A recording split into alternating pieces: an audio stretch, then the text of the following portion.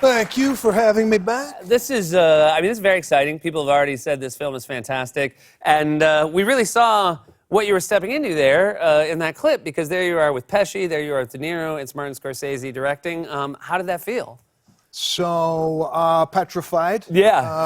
I was, I don't do a lot of acting, so when I got on set, people were like, "Oh, were you making jokes since you were the comedian?" I go, "No, I didn't speak unless spoken to." Right. So, yeah, it was a scary experience. But every time Scorsese would yell "cut," Pesci, De Niro, and Scorsese would get in a small huddle and start talking. So I'm sitting there and I'm like, should I be in that? Or are they talking about me? Right, What's right, he right. doing? So it was a great experience, and I had a great time doing that. You play a very, it seems like, just from the clip I'm judging here, a lot less humor than we are used to you on stage. You're playing a guy named Joe Gallo. This is a real guy. Yeah. This is a hitman. This is a bad guy. Did you know anything about him going into it? Yeah, and I looking at the performance, Oscar worthy. You know? Yeah.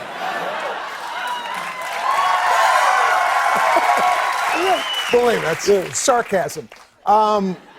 Yeah, he's a stone cold killer. He was a very cocky guy, kind of operated outside mob rules, and a serious role. I thought it was a good challenge for me to get outside my comfort zone and doing stand-up and take on something like this, and I was proud of it. Yeah, and it's amazing. You think of the size room you play with stand-ups, some of the biggest rooms you can imagine, and I think to a lot of people that seems to be the most terrifying thing. But it must actually, if that's your experience, to be in a small group of people filming a movie where it's about, being really precise, that must be terrifying. But one thing that must have made it easier was, Martin Scorsese did cast you. So here's this guy with this great eye for talent. What was the first meeting with him like? So they tell me, obviously, I'm wearing a wig. Yeah. In the in the film, yes. in the film, sideburns, the whole thing. But it looks like your hair, which is part of the Oscar-winning performance. Yeah. Absolutely. So they're like, "Listen, Scorsese wants to take a look at you and your wig. We're just going to bring you on set. It's going to say yes or no."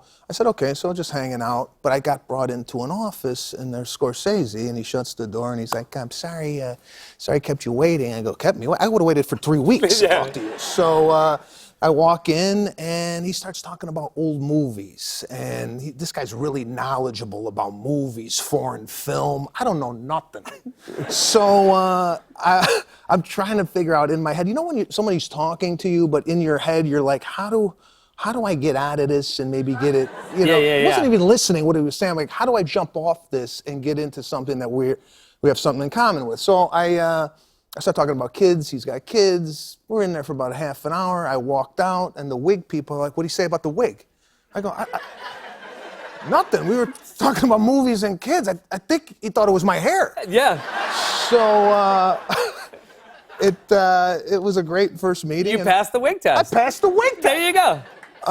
So it was really, really great. And then the first day, we're doing that scene that you saw, which was actually the Gotham Comedy Club, which they converted into the Copa. So it's the Gotham Comedy Club is the first comedy club I've ever performed at in New York City, what a trip. And now I'm doing a movie in there. So it was great. I still can't believe when I watched that. I'm like, I can't believe I was in that movie. It's fantastic. I'm really, it's quite an accomplishment.